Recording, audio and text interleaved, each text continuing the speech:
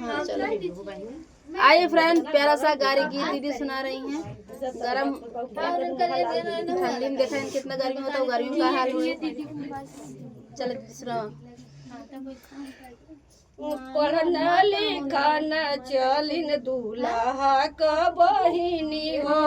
पढ़ला लिखना चली दूल्हा के बहिनी हो। मास्टर काली हली फसाई जी जी, मास्टर काली हली फसाई जी। पढ़िया लिखी बहनी घर के लवटनी हो। पढ़िया लिखी बहनी घर के लवटनी हो।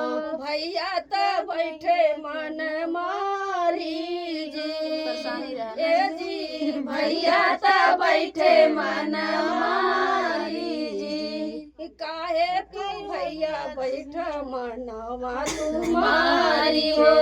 काहे तू देतना बताई हो। ए जी, हमसे तू देतना बताई जी। पढ़ता लिखत बहनी पेटवा फुलाइलू हो। पढ़ता लिखत बहनी पेटवा फुलाइलू हो। कैसे करूँ हवा देखाई हो। टिफिन ज्यादा लग जाता इनका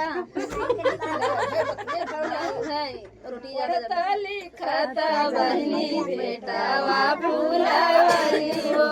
कैसे करूँ हवा देखाई जी ए जी, कैसे के मुहावा देखाई जी।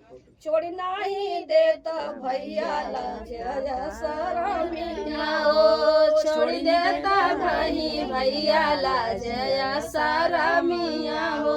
फिर यही में भय ने खेलाई, फिर यही में भाई ने खेलाई जी ए जी। फिर यही में भाई ने खेलाई। पढ़ते लिखते तो कहाँ से का हो।